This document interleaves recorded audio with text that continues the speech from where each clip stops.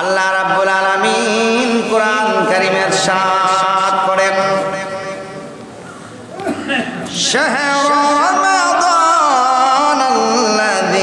উনজিলা ফীহিল কুরআনু হুদাল লিন্নাস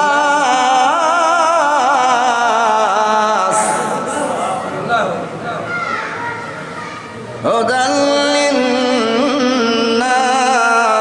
ওয়া বায়্যিনাতিম মিনাল হুদা ওয়াল ফুরকান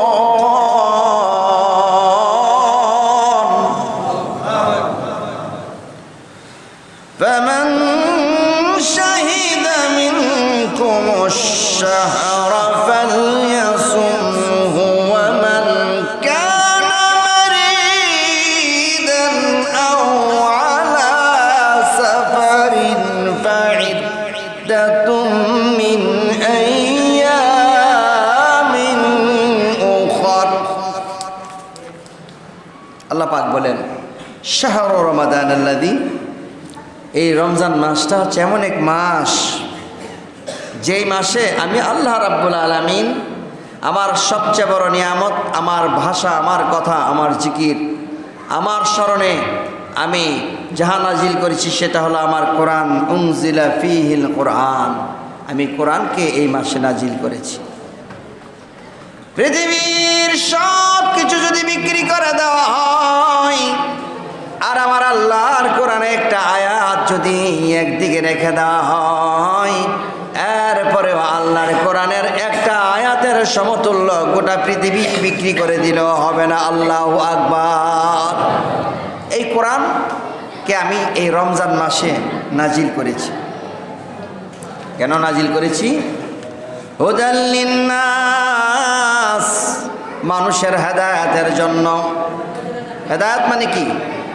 মানুষ যেন সৃষ্টিকর্তাকে চিনতে পারে, বুঝতে পারে, সেইটার জন্য। হুদান, হেদায়েত, লিন্নাস, মানুষের হেদায়েতের জন্য। ওয়া বায়্যিনাতিম মিনাল হুদা ওয়াল ফুরকান। কি ধরনের হেদায়েত? মানুষ যেন ভালো এবং মন্দের পার্থক্য করতে পারে, মানুষ যেন জানতে পারে আমি তাকে কেন প্রেরণ করেছি, কে তার প্রভু। সে যাই করুক না কেন সে যেন সদা সর্বদাই তার প্রভুর কথা ভাবে। এই যে পার্থক্যটা, দুনিয়া থেকে প্রভুর মর্যাদাটা যে আলাদা, দুনিয়ার সমস্ত কিছু থেকে প্রভুর সম্মান যে আলাদা, প্রভুর প্রতি ভালোবাসা যে আলাদা, এই যে পার্থক্য করাটা শিক্ষা, এটা শিক্ষা গ্রহণ করার জন্যই আমি কোরআন দিয়েছি। আর কোরআন দিয়েছি মহামান্বিত এক রাতে, সেটা হলো রমজান মাসেরই কোনো এক রাতে। এই জন্য রমজান মাস অত্যধিক গুরুত্বপূর্ণ। তবে এই রমজান মাসে কেউ যদি রোজা না রাখে তাহলে তাকে কাফফারা দিতে হবে। এই কাফফারা প্রতিটা রোজার বিনিময়ে 60 জন মিসকিনকে 2 বেলা খাবার পেট ভরে খাওয়াইতে হবে, অথবা নিজে একটা রোজার বিনিময়ে 60টা রোজা রাখতে হবে। একটা রোজার বিনিময়ে একটা রোজা ভাঙলে 60টা রোজা রাখতে হবে। তার মানে 60টা রোজা ভাঙলে যতটুকু অপরাধ, যতটুকু গুনাহ হবে, একটা রোজা ভাঙলে ততটুকু গুনাহ আমল নামায় দেওয়া হবে। এই জন্য রোজা কখনো ভাঙতে নাই। তবে ফামান শাহিদা মিনকুমুশ শাহরা ফালইয়াসুম, কেউ যদি এই মাসে অসুস্থ হয় অথবা সফর করে, ফামান শাহিদা মিনকুমুশ শাহরা ফালইয়াসুম, কেউ যদি অনেক রোগাক্রান্ত অথবা সফর করে, ওয়া মান কানা মারিদান আও আলা সাফারিন ফাইদ্দাত মিন আইয়ামিন উখর, এই মাসে যদি কেউ রোগাক্রান্ত হয় এবং সফর করে, তাহলে এই সফর করলে আর রোগাক্রান্ত অবস্থায় সে রোজা ভাঙতে পারবে। তবে রোজা ভাঙলেও একটা রোজার বিনিময়ে আরেকটা রোজা তার আদায় করতে হবে। একটার বিনিময়ে আরেকটা। কিন্তু ইচ্ছাকৃতভাবে যদি কেউ রোজা ভাঙে একটা রোজার বিনিময় তাকে 60টা রোজা রাখতে হবে, অথবা 60 জন মিসকিনকে 2 বেলার খাবার দিতে হবে, নয়তো তার আমল নামা থেকে গুনাহ মাফ করা হবে না। রোজা যেমন অনেক নিয়ামত, অনেক বরকত, এমনভাবে রোজা না রাখলে, রোজা ভঙ্গ করলে এমনভাবে তার গজব। কেউ যদি রোজা রাখে তাহলে পরিপূর্ণভাবে রাখতে হবে। আল্লাহর নবী বললেন, এমন অনেক মানুষ আছে যারা রোজা রাখে এবং নামাজ পড়ে, তার রোজা শুধু অনাহারি থাকা আর তার নামাজ পড়া শুধু লোক দেখানো ছাড়া আর কোনো কিছুই না। কারণ রোজা রাইখা মিথ্যা কথা বলাম, রোজা রাইখা গীবত করাম, ও রোজা রাইখা হারাম খাদ্য খাবার খাওয়া, আর নামাজের সময় তাড়াহুড়া করে নামাজ আদায় করা, নামাজটা পড়ার সময় এবং গুরুত্ব দিয়ে নামাজ আদায় করে না। এই কারণে আল্লাহর নবী বললেন, এই প্রকার মানুষের নামাজ এবং রোজা কোনোটাই হয় না। হয়ারে মন সরল ছাড়িয়া দিলের গরল, নামাজ রোজা বান্দা পড়রে, থাকিলে কুসুরি পাবে না মজুরি, থাকিলে কুসুরি পাবে না মজুরি, ওয়াল দোজখে হবে বাড়ি রে, ওয়াল দোজখে হবে বাড়ি রে। হয়ারে মন সরল ছাড়িয়া দিলের গরল, নামাজ রোজা বান্দা পড়রে। ক্বালান নবী সাল্লাল্লাহু আলাইহি সাল্লাম, আল্লাহর নবী বলে, মাল্লাম ইয়াদা কাওলাজ জুরি ফাল আমালা বিহি ফালাইসা লিল্লাহি হাজাতুন আন ইয়াদা তাআমাহু ওয়া শারাবাহু, মুত্তাফাকুন আলাইহি। যেই ব্যক্তি রোজার মাসে অন্যায় ছাড়তে পারলো না, তাহার খানা পিনা ত্যাগ করা আর রোজা রাখার মধ্যে আল্লাহর পক্ষ থেকে কোনো সন্তুষ্টি নাই। অন্যায় ত্যাগ না করে যদি সে রোজা রাখলো, এই রোজা রাখা আল্লাহর কাছে কোনো সন্তুষ্টি নাই। হাদিস তার প্রমাণ। আল্লাহর নবী আরো বললেন, ক্বালা রাসূলুল্লাহ সাল্লাল্লাহু আলাইহি সাল্লাম, কুম মিন সাইমিন লাইসা লাহু মিন সিয়ামিন ইল্লা যামাউ। এমন অনেক মানুষ আছে রোজা রাখে, তৃষ্ণার্ত হয়, কিন্তু সেটা কোনো উপকারে আসে না। ওয়া কাম মিন কাইমিন লাইসা লাহু, এমন অনেক মানুষ আছে যারা রাতের বেলা দাঁড়িয়ে থেকে তারাবির নামাজ পড়ে, তাহাজ্জুদ পড়ে, আর অনেক নামাজ পড়ে, কিয়ামুল লাইল করে, এমনভাবে অনেক নামাজ পড়া মিন কিয়ামি ইল্লা সাহরুন, সেহরি পর্যন্ত এমনভাবে করে যায়, কিন্তু তার কোনো নামাজ কোনো কাজে আসে না এবং তার রোজাও কাজে আসে না। কারণ সে মনের দিক থেকে ভালো মানুষ না। আগে মন ভালো করে আল্লাহর প্রেমে নিজেকে মত্ত করতে হবে, দুনিয়ার মানুষের সঙ্গে ভালো ব্যবহার করতে হবে এবং নিজে উত্তম খাদ্যর মধ্যে, অর্থাৎ হালাল রোজগার করা, হালাল কথা বলা, মিথ্যা ছেড়ে দেওয়া, গীবত ছেড়ে দেওয়া, মানুষকে গালিগালাজ ছেড়ে দেওয়া, এইগুলি যদি সঠিকভাবে কেউ করতে পারে তাহলে অবশ্যই তার রোজা এবং কবুল হবে। কিন্তু এগুলি করে না, কিন্তু এমনিতে রোজা রাখে, এই রোজার কোনো লাভ নাই।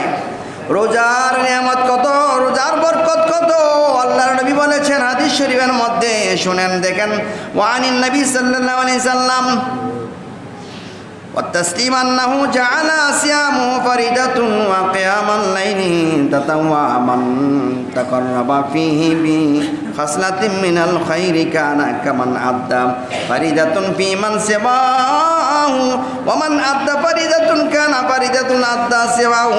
আল্লাহর নবী বলেন, যেমনভাবে এই মাসে রোজা রাখলে রোজাকে আল্লাহ পাক ফরজ করেছেন এবং তারাবি পড়া সুন্নত করা হয়েছে, যেই ব্যক্তি এই মাসে একটি নফল কাজ করবে সে যেন অন্য মাসের একটা ফরজের মতো ফরজ কাজ করলো, ফরজ আদায় করলো। আল্লাহু আকবার। একটা নফল ইবাদত করলে আল্লাহ রাব্বুল আলামিন আর আমল নামার মধ্যে ফরজের সওয়াব দান করে দেবে। তাহলে ফরজ আদায় করলে কি দেবে? আল্লাহর নবী বললেন, কেউ যদি এই মাসে ফরজ আদায় করে, এই মাসে ফরজ নামাজ পড়ে, এই মাসে যদি ওয়াজিব নামাজগুলি পড়ে, ওয়াজিবগুলি কাজা করে, তাহলে এইগুলির সওয়াব আল্লাহ রাব্বুল আলামিন তার আমল নামার মধ্যে 70 গুণ বৃদ্ধি করে দেবে। আল্লাহু আকবার। তাহলে নফল করলে ফরজের সওয়াব দেবেন, ফরজ করলে 70 গুণের চেয়ে বেশি সওয়াব তার আমল নামার মধ্যে দান করবে। তাহলে এই দিন এই মাসের আবাদত যত সময় পাবেন তত সময় আবাদতে মত্ত থাকা প্রত্যেকের দরকার। যেই মানুষ বেশি আবাদত করতে পারে তার ভাগ্য ভালো। যেই মানুষ দুনিয়াদার হয়ে থাকলো সে নিজেই জানতে পারবে আমি দুনিয়াদার হয়েছি, আমার আবাদত কম হয়েছে।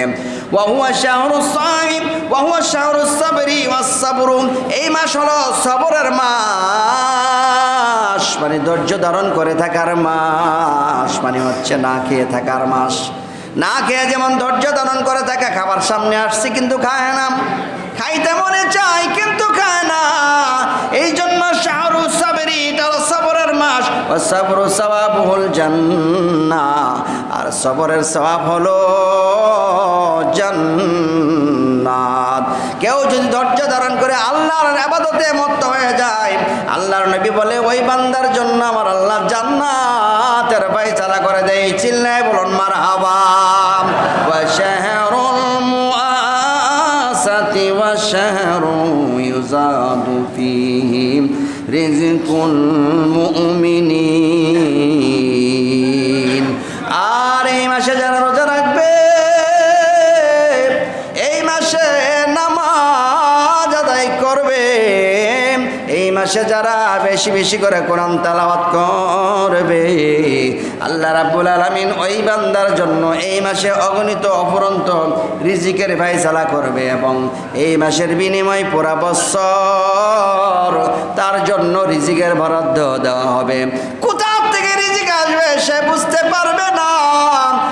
আর যারা রোজা রাখবে না, মনে করতে পারেন আমার সুদের ব্যবসা করে অনেক টাকা আছে, আমার টাকা ব্যাংকে আছে, আমি টাকা উঠাবো আর খাবো, আর যদি কোনো সমস্যা হয় তাহলে সেগুলি উড়াইলেও তোমার বসে খাইল 7 গুণ সম্পত্তি আছে, শেষ হবে না। কে বলেছে তোমার সম্পদ দিয়ে তোমার খাদ্য আসবে? তোমাকে আল্লাহ যদি অসুস্থ করে দেয়, তোমার গলা দিয়া একটা টুকরা খাবার ঢুকবে না, কোটি সম্পদ দিয়ে, কোটি টাকার সম্পদ দিয়ে তুমি কি করবে? এই জন্য আল্লাহর নবী বলে তওবা করো, তওবা করো, তওবা করে নিজের আমলকে পরিষ্কার করিয়া এই মাসের ইবাদতের মধ্যে লিপ্ত হয়ে যাও। আর মনে মনে ভাবো আমি নামাজ এমনভাবে পড়ব পুরা বছর নামাজ ছাড়ব না, আমি রোজা এমনভাবে করব পুরা বছর এমনভাবে, প্রতি বছর এমনভাবে রোজা রাখবো, রোজা ছাড়ব না। আর এমনভাবে তওবা করবে, মনে মনে ভাববে আমি আর জীবনে সুদ খেয়েছি, অনেক খাবো না, কারণ কবরের কথা আমার মনে হয়ে যায়। যেই ব্যক্তির কবরের কথা বেশি মনে হয় সেই ব্যক্তি রোজা, সেই ব্যক্তি মিথ্যা কথা ছেড়ে দেয়। সেই ব্যক্তির কবরের কথা বেশি মনে হবে সেই ব্যক্তি সুদের ব্যবসা ছেড়ে দেবে, সুদ খাওয়া ছেড়ে দেবে, সেই ব্যক্তি অন্যায় ছেড়ে দেবে, মা বাবার সঙ্গে অসৎ আচরণ ছেড়ে দেবে, তার জবান এবং তার হাত থেকে মানুষ নিরাপদে থাকবে। এই জন্য বেশি বেশি করে প্রতিদিন একবার করে তওবা করা। নবীজির সাহাবীদের মধ্যে হযরত আবু বকর, হযরত ওসমান, হযরত আলী, তারা ছিলেন শ্রেষ্ঠ সাহাবী। তাদের জীবনে কোনো পাপ নাই, দুনিয়া থেকে জান্নাতের ফয়সালা করে গেছেন। কিন্তু এই সাহাবীরা বলেছেন তাদের জীবনীর মধ্যে পাওয়া যায় দৈনিক একবার করে তারা তওবা করত, আর তওবা যখন করত তখন চোখের পানিগুলি গড়িয়ে গড়িয়ে পড়ত। সাহাবায়ে কেরাম জিজ্ঞাসা করতেন, আবু বকর আপনি তো নবীর শ্রেষ্ঠ সাহাবী, আপনি কেন কান্দেন? আপনার তো আল্লাহ পাক জান্নাত দিয়ে দিয়েছেন, আপনি কেন কান্দেন? আপনি হলেন খোলাফায়ে রাশিদিনের প্রথম খলিফা। আবু বকর তখনও কাঁদতেন, কারণ যদি আল্লাহ পাক আমাকে জাহান্নাম দিয়ে দেয়, জাহান্নাম দেবে না, জান্নাতের ফয়সালা তো হয়েই গেছে, এরপর জাহান্নামের কথা বলে, ওই সাহাবীদের সমতুল্য পৃথিবীর কোনো মানুষ হতে পারে না। হযরত গৌসুল আজম আব্দুল কাদের জিলানীকে জিজ্ঞাসা করা হলো, হুজুর আপনি বড় নাকি আপনার রাসূলের সাহাবীরা বড়? তিনি বললেন, আমি কি বড় হব? আমি গৌসুল আজম হতে পারি, কিন্তু রাসূলের যে সাহাবীরা আছে, ওই সাহাবীদের যে ঘোড়া আছে, ঘোড়ার পায়ের যে খুর আছে, ওই খুরের নিচে যে ধুলাবালিগুলি লাগে, ওই ধুলাগুলির একটা ধুলা আমার আল্লাহর আরশের নিচে যত দামি আছে গো, এর এই সময় পরিমাণ সম্মান আমি আব্দুল কাদের জিলানী নিজেকে মনে করতে পারি না। আল্লাহর নবী বলেন, আসসাবিকুন নুজুম, আমার সাহাবীরা হচ্ছে আকাশের নক্ষত্রের সমতুল্য, আকাশের নক্ষত্র যেমন দামি আমার সাহাবীরা এমন দামি। কিয়ামত পর্যন্ত কোটি কোটি মানুষের ইবাদতকে একত্রিত করলে, কোটি কোটি গাউসুল আজমের ইবাদতকে একত্রিত করলেও কেউ কোনোদিন সাহাবীর মর্যাদা লাভ করতে পারে না, কেউ কোনোদিন সাহাবী হতে পারে না। জন্ম থেকে মৃত্যু পর্যন্ত, পৃথিবীর শুরু থেকে শেষ পর্যন্ত যদি তার হায়াত হয়, সেই ব্যক্তি যদি শুধু আবাদত করে, এরপরও একজন ন্যূনতম সাহাবীর মর্যাদার সমতুল্য সেও কেউ হতে পারে না, তাহলে সাহাবী কত মর্যাদাবান। এই সাহাবী কান্দে জাহান্নামের ভয়ে, আর আমরা মুসলমান হইয়া সুদের ব্যবসা ছাড়তে পারি না। মৃত্যুর কথা মনে পড়ে না, মা চলে গেছে, বাবা চলে গেছে, দাদা চলে গেছে, দাদি চলে গেছে, কত মানুষ কবরের বাসিন্দা হয়ে গেছে। তুমি কেন ভাবছো না যে তোমার মৃত্যু আসবে না? আমার মরণের কতদিন বাকি আমি জানিলাম না গো, নের কতদিন বাকি, বলুন মরণের কতদিন আমি জানিলাম না গো, মরণের কতদিন। আজরাইল আসিবে যখন হাতে দেবে দড়ি, আজরাইল আসিবে যখন হাতে দেবে দড়ি, তখন আমার মন পাগলা করবে লোকালোকি আমি জানিলাম না।